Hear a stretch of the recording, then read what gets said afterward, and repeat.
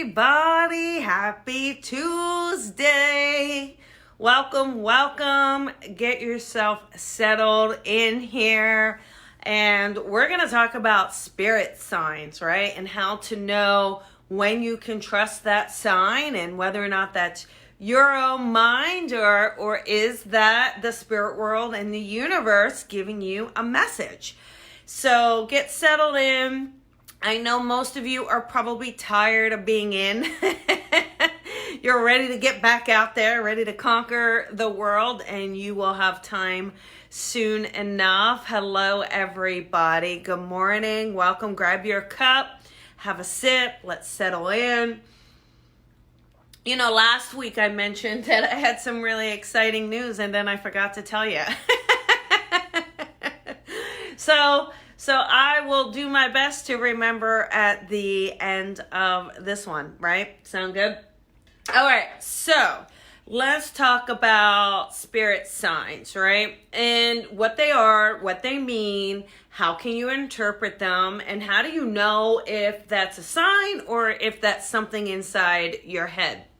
So spirit has the ability to communicate with us in many ways, right? And so perhaps that's them coming into our energetic field, and then you might feel them, right? That's when you get those goosebumps or the hair on the back of your neck. That is spirit coming in. So that's how you can feel them. There are times when they can manipulate the lighting, right? They might flicker a light, play with electricity. Now, that's not always like, oh, let me go play with the lights on them. It really could be, too, that their energy is so strong, right? That the energy is strong and it comes into the physical realm, into your physical space. So it's kind of like an overcharge, right? It's just a surcharge that might be happening. And then sometimes some of them are really fun and they want to play. They want to kind of do a little joke or anything like that. You know, just because we're in spirit doesn't mean we lose the sense of who we are and our personality. That carries with us, right? So now you could look for a sign from spirit. The best way is this. The best way is if you see something like maybe it's a bird or a butterfly, or it could be anything. In all honesty, you guys, it could be anything, okay? There's no rhyme or reason that it has to be a coin, or it has to be a bird, or it has to be a butterfly. Those are just common ones because we connect to it. We associate with it. So it makes it easy. So when something comes into your awareness, all right, so when it steps into your awareness and you say to yourself, oh, my mom, oh, my dad, when that thought is triggered, when that memory is triggered, that's how you know that sign is connecting to that loved one in spirit. Now, let's go back to the butterfly example. That butterfly may be that you're out for a walk and you notice a butterfly. It may be that you're looking out the window and you see a butterfly. But it could also be that you're scrolling through Facebook and a butterfly shows up, right? It could also be that a butterfly shows up then. And it could also be in a dream that you're having an experience and see a butterfly. So those symbols that we connect to loved ones, those symbols and those signs, they're really something that we can establish with that loved one. And again, like I said, it could be anything. Again, the fact that we tend to use coins, or we tend to say it's a bird, or we tend to, again, that's just for us because we're used to seeing those things. It's already kind of within our awareness. But honestly, it could be anything. If your dad happened to be a mechanic and he loved his car and he loved that rag in his back pocket, there's nothing to say that it can't be a greasy rag. Right? There's nothing to say that it can't. It could be anything. but it's about keeping that awareness open that you're not saying it needs to be this way. In order for me to believe you, Spirit, I need it to be this way. Why not just have fun with it? Why not allow Spirit to give it to you? Okay. Now, in a dream, someone had asked the question, hey, if a sign or a symbol comes up in a dream, how am I to trust it? It's a couple things. If it comes in feeling like a positive thing, if it feels like it's from that loved one, if you're feeling that connection in that dream and it stays with you, of course that's a sign. Of course that's a connection. But if you're dealing with anxiety, if you're dealing with something worried, or you're angst about something, and then it comes in a dream, that might just be your subconscious mind. That might be your own anxiety, right? That own fear-based, and you're having a dream about it so you can work through it. I believe our loved ones can connect to us anyway, whether we're in the waking or whether we're in the sleeping.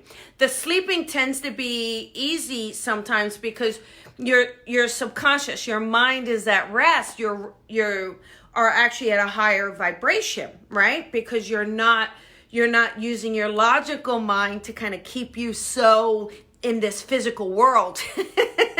When our logical mind kicks in, we test everything, don't we?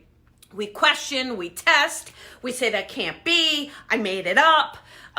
Listen, if it's from Spirit, you made it up anyway. Spirit connection is from your imagination. So own that. Yes, I made that up. Yes, I did.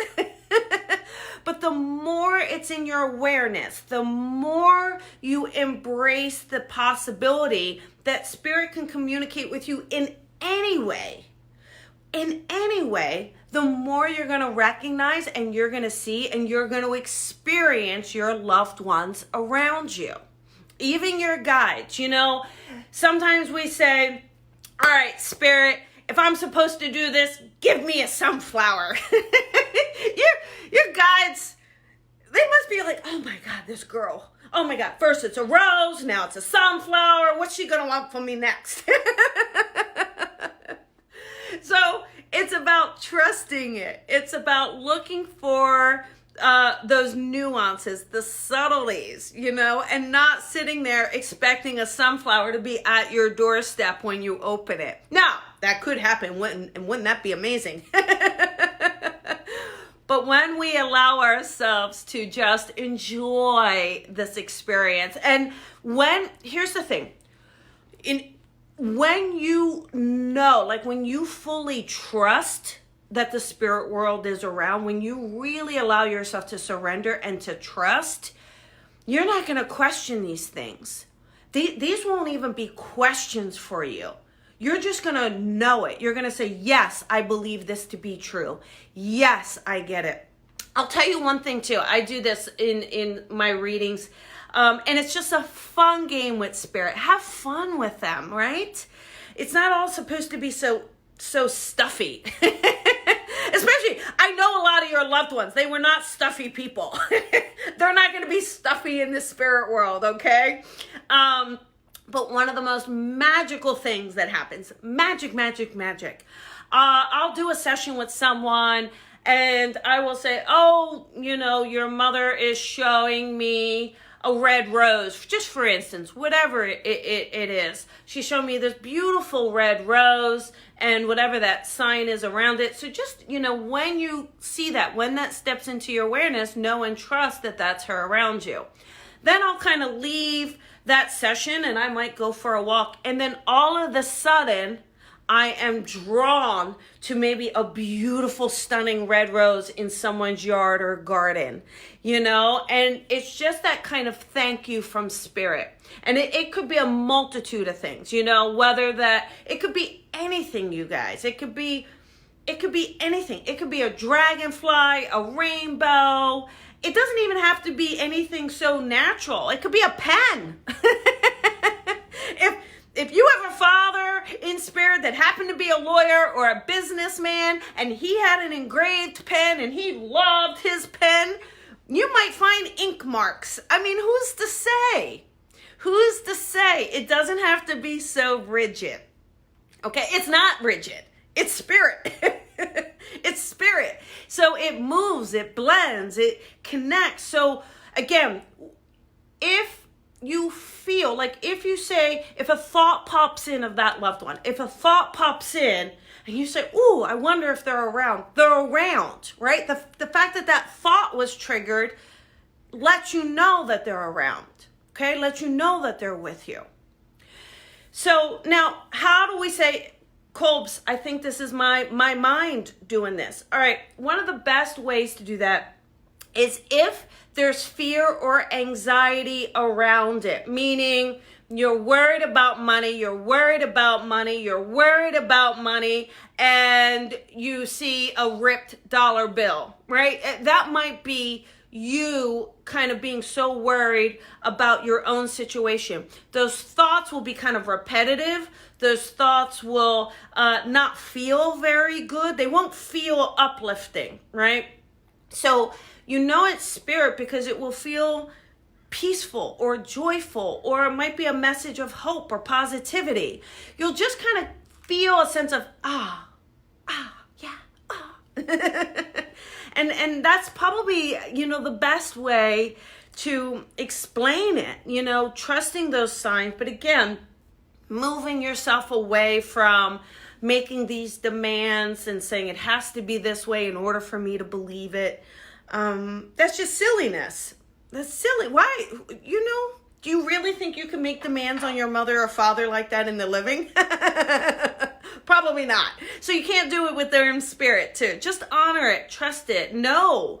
When you know and you fully believe it, the whole world becomes so magical. The whole world becomes so colorful. And you see things all around you. You see signs and beauty and connection and reassurance all around you. So anyhow, just kind of allow yourself to go, okay, what am I going to set up? So if you want to set up a sign for a loved one, you can. And the reason is, it's just that it will establish that within the awareness. Okay, so that's just what will happen. It's just kind of will become the language of it because you established it, because you put it into the awareness of that being for that particular person. So like I said, whether it could be a song, it could be literally anything. That's what I'm saying. Like, have fun with it. Have fun with it. What did that loved one enjoy doing? What do you remember most about them? And allow that to kind of lead you to how they're connecting with you, lead you to what they want to give you. Maybe it's a certain song, maybe it is a coin, maybe it is a special connection, maybe it is a light, could be that, could be anything. All right. So anyhow, that, my friends, is your Coffee with Colby for today. Now, the breaking news, the good news that I've been forgetting to tell you. I can't believe none of you called me out on it. I'm so excited. Like I said, if you've been watching these Coffee with Colbys, I've been doing them over 3 years, you guys. We are almost, not quite, almost at 500 episodes of Coffee with Colby. How exciting, right?